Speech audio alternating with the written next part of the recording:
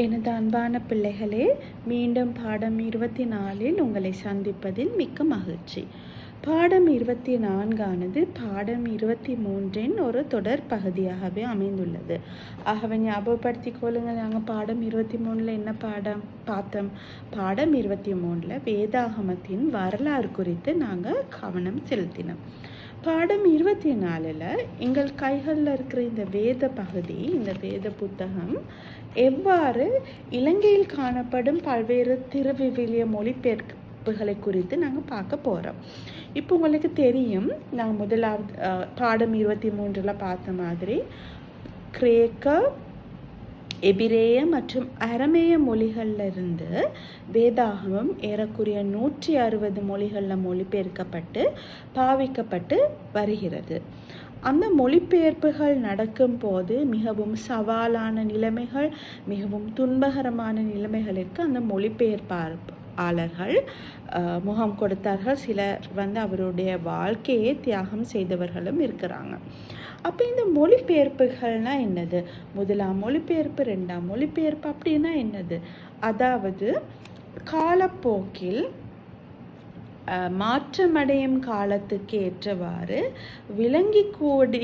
விளங்கிக்கொள்ள இலகுவான முறையிலே இந்த வேத புத்தகங்கள் தங்களுடைய மொழி நடைகளை மாற்றி முதலாம் மொழிபெயர்ப்பு, ரெண்டாம் மொழிபெயர்ப்பு என்று பல்வேறு மொழிபெயர்ப்புகள் காணப்பட்டு வருகிறது.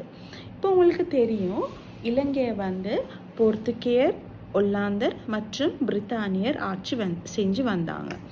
அப்போ போர்த்துகேய மிஷனரியமார் என்ன செய்கிறாங்க? கிறிஸ்தவத்தை இந்த நாங்கள் வாழும் இந்த சிறிய நாட்டிலே, இந்த சிறிய தீவிலே அவங்க கிறிஸ்தவத்தை பரப்புகிறாங்க.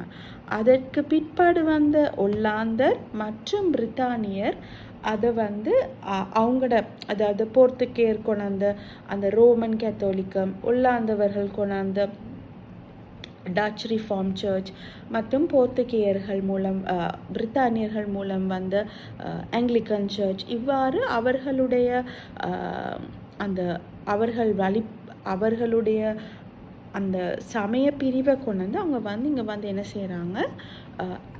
ரொம்ப ஆக்டிவாக அவங்க அதை பரப்புகிறாங்க.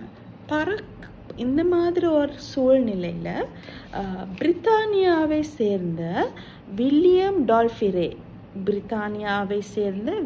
டால்ஃபிரே என்பவர் என்ன செய்கிறாரு? ஆங்கில திருவிவிலியத்தை சிங்கள மொழிக்கு மொழிபெயர்க்க மூல காரணமாக அமைந்தார். அதாவது அவருக்கு விளங்குது, நாங்கள் இந்த சமயத்தை, இந்த மதத்தை நாங்கள் மற்றவர்களுக்கு சொல்லும் போது, மற்றவர்களுக்கு பறைசாற்றும் போது அது அவர்களுடைய வாசிப்பதற்கு அவர்களுக்கு இலகுவாக அவர்களுடைய மொழியிலே இருந்தால் நல்லா இருக்கும்னு அவர் விளங்குறாரு. அதனால் அவர் என்ன செய்கிறாரு? இதை சிங்கள மொழியில் மொழிபெயர்க்க மூல காரணமாக அமைகிறாரு. அதே மாதிரி தான் நாங்கள் பாவிக்கிற தமிழ் பைபிள், பரிசுத்த வேதாகமம் அல்லது திருவிவிலியமாக இருக்கட்டும், இந்த தமிழ் வேதாகமங்கள் இந்தியாவில் இருக்கிற கல்கத்தா பகுதியில் என்ன செய்து மொழி பெயர்க்கப்பட்டு இலங்கைக்கு கொண்டு வரப்படுகிறது. ரைட்? அப்போ இந்த மாதிரியான ஒரு சந்தர்ப்பத்தில் தான் எங்களுக்கு சிங்கள வேதாகமமும் தமிழ் வேதாகமமும் எங்களோட கைகளில் கிடைக்குது.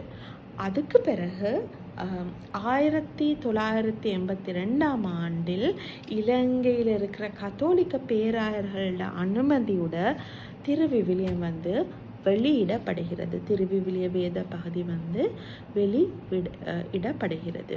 2006 ஆகும் போது சிங்கள மொழியில் திருவிவிலியத்தில் 3 பகுதிகளுமே வெளியாகி இப்பொழுது புழக்கத்தில் காணப்படுகிறது. ஸோ இவ்வாறு இலங்கையில் நாங்கள் பாவிக்கிற 3 மொழிகள்லையுமே எங்களோட கையில் வேதாகமங்கள் இருக்குது. பல்வேறு மொழிபெயர்ப்புகளில் இந்த வேதாகமங்கள் இருக்குது.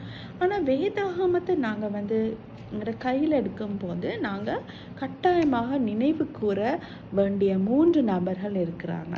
அதில் முதலாவது ஆள் ஜான் வைக்லிஃப். நாங்கள் ஏற்கனவே முன்னைய பாடத்தில் படித்தோம். ஜான் வைக்லிஃப் சொல்கிறவர் ஆக்ஸ்ஃபோர்ட் பல்கலைக்கழகத்தில் ஒரு விரிவுரையாளர், ஒரு கல்விமான், ரைட். அவர் முதலாவது வேதாகமத்தை ஆங்கிலத்தை மொழிபெயர்க்கும் போது தன்னுடைய கைகளாலேயே வேதாகமத்தை எழுதினதாக கூறப்பட்டு வருகிறது. அவர் அதன் மூலம் பல்வேறு சவால்கள், துன்பங்களை, கஷ்டங்களை, தன்னுடைய உயிரையும் தியாகம் செய்த போதிலும் அவர் அதை அழகாகவும் நேர்த்தியாகவும் செய்து எங்களுக்கு ஆங்கில வேதாகமத்தை எங்கள் கையில் கொடுப்பதற்கு ஒரு மூல காரணமாக இருந்தார் ஜான் வைக்லிஃப். அதே மாதிரி மார்ட்டின் லூதர் புரட்டஸ்தாந்த சபையின் மறுமலர்ச்சிக்கான காரணமாக அமைந்தவரே மார்ட்டின் லூதர். ஏன்னா அவர் வேதாகமத்தை லத்தீன் மொழியிலிருந்து இலகுவாக விளங்கக்கூடிய ஜெர்மன் மொழிக்கு மொழிபெயர்த்து கொடுத்தார். அதனால் மக்கள் வேதாகமத்தை வாசித்து அவர்களுக்கு ஏற்பட்ட தெளிவு, அவர்களுக்கு ஏற்பட்ட அந்த பிழையான போதனைகள்லேருந்து அவர்களுக்கு ஏற்பட்ட தெளிவின் காரணமாக கிறிஸ்தவ சபையிலே மறுமலர்ச்சி உருவாகிறது. ஸோ அவருடைய கண்ட்ரிபியூஷன், மார்ட்டின் லூதர்ட கண்ட்ரிபியூஷன் மிகவும் பெரிதாக பேசப்பட்டு வருகிறது. அடுத்தது ஜோஹாப் கட்டன்பர்க் சொல்கிறவர் யார் தெரியுமா? அவர் தான் அச்சு இயந்திரத்தை முதலாக கண்டுபிடித்தார். முதலாக அச்சு இயந்திரம் கண்டுபிடிக்கப்பட்டது ஒரு பெரிய மாற்றத்தை கொண்டு வந்தது. கைகளால் எழுதி இருந்த வேதாகமம் இப்பொழுது அச்சிடப்படுகிறது. முதலாவதான வேத புத்தகம் 1450ஆம் ஆண்டு, அதாவது 14ஆம் நூற்றாண்டு லத்தீன் மொழியில் அச்சிடப்பட்டது, ஜெர்மனியில் வைத்து. ஆகவே பிள்ளைகள், எங்களுடைய கைகளில் இருக்கிற இந்த வேதாகமத்தை எங்களுக்கு கொடுக்கறதுக்கு நிறைய பேர் பாடுபட்டிருக்காங்க, நிறைய பேர் கஷ்டப்பட்டிருக்காங்க.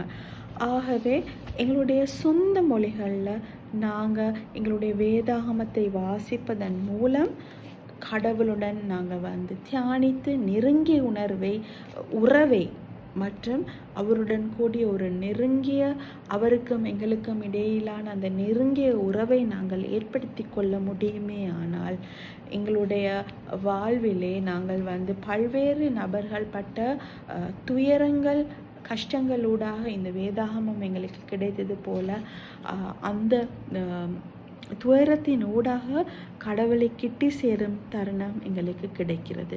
ஆகவே நாங்கள் எப்பொழுதுமே வேத வாசிப்பிலும் தியானத்திலும் மும்முரமாக நிலைத்திருக்கும்படி உங்களை நான் அன்புடன் கேட்டுக்கொள்கிறேன். தேவன் தாமே உங்கள் அனைவரையும் ஆசீர்வதிப்பாராக.